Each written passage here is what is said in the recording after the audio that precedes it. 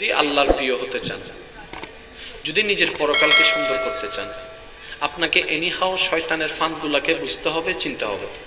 আপনি নিজের মতো করে একটা লিস্ট করেন, শয়তানের ফাঁদে কি কি থাকতে পারে কোয়ালিটি, শয়তানের ফাঁদে কি কি রশি থাকতে পারে, শয়তানের ফাঁদে কি কি গর্ত থাকতে পারে, শয়তানের ফাঁদের কি কি কৌশল থাকতে পারে, আপনি একটা লিস্টই করবেন। যেমন আমি আপনাদেরকে একটু হিংস দিচ্ছি, হিংসা এটা আল্লাহর পক্ষ থেকে হতে পারে না, এটা শয়তানের পক্ষ থেকে। লোভ শয়তানের পক্ষ থেকে, অহংকার শয়তানের পক্ষ থেকে, মানুষের পিছনে লাগা শয়তানের পক্ষ থেকে, কেউ উন্নতি করছে তাকে হিংসা করে টেনে নেমে নেওয়া শয়তানের পক্ষ থেকে, অন্যকে খারাপ বানানোর জন্য কারো কাছে বদনাম করা এটা শয়তানের কাজ হতে পারে, কারো টাকা নিয়ে এক সপ্তাহের জন্য নিয়ে এক বছরও না দেওয়া এটা শয়তানের কাজ হতে পারে, ব্যবসার মধ্যে 2 নম্বরই করা এটা শয়তানের কাজ হতে পারে, টেবিলের নিচে ঘুষ নেওয়া এটা শয়তানের কাজ হতে পারে, সুদের ব্যবসা করা এটা শয়তানের কাজ হতে পারে। কারণ আপনি ভাই মানেন কিংবা না মানেন, আপনাকে মৃত্যুবরণ করতেই হবে। আপনি থাকতে চান কিংবা না চান, অন্ধকার কবরেই আপনাকে থাকতে হবে। আপনি চান কিংবা না চান, রবের সামনে আপনাকে দাঁড়াইতে হবে। মানেন না মানেন, আপনি রবের সামনে আপনাকে নিহাও দাঁড়াইতে হবে। কোন মুখ নিয়ে দাঁড়াবেন? চালাক বান্দা কারা জানেন? যারা সাময়িকটা না নিয়ে চিরস্থায়ীটা নেয়। মূল যুদ্ধটা যদি বুঝে ফেলতে পারেন, পুরো রাস্তা ক্লিয়ার, পুরো রাস্তা ক্লিয়ার।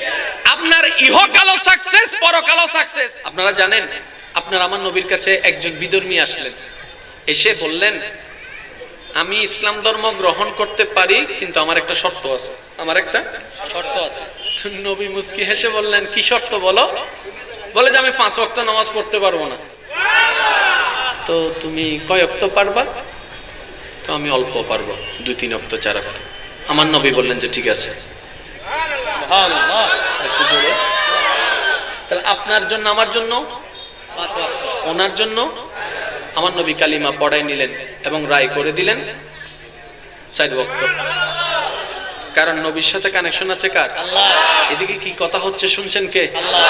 আল্লাহর নবী ইসলামকে এত সুন্দর এবং সহজ করেছেন, এত সুন্দর এবং সহজ করেছেন। আরেকটা জিনিস দেখেন, এটা আমি বোঝার জন্য বলছি আপনাদেরকে।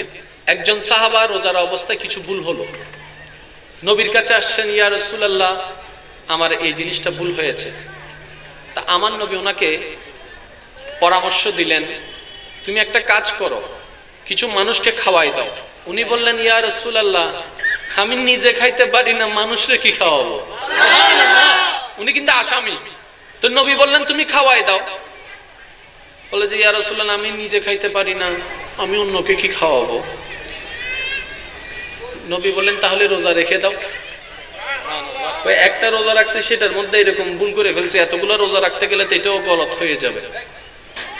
আমার নবী বললেন একটা কাজ করো, কিছু সদকা করে দাও। কে ইয়া রাসূলুল্লাহ আমার কাছে কিছু নাই যে সদকা করব। নবী বললেন তুমি বসো। কিছুক্ষণের মধ্যে এক থালি খেজুর আসছে নবীর দরবারে। নবীজি সেই খেজুরের থালিটা ওনার হাতে দিলেন, দিয়ে বললেন মদিনার সবচেয়ে গরিব পরিবারের কাছে এগুলো দিয়ে আসো যাও। উনি বললেন ইয়া রাসূলুল্লাহ আমার জানা মতে মদিনায় আমার মতো গরিব আর কেউ নাই। আরেকটু জোরে বলেন না। আমার জানা মতো মদিনায় আমার মতো গরিব।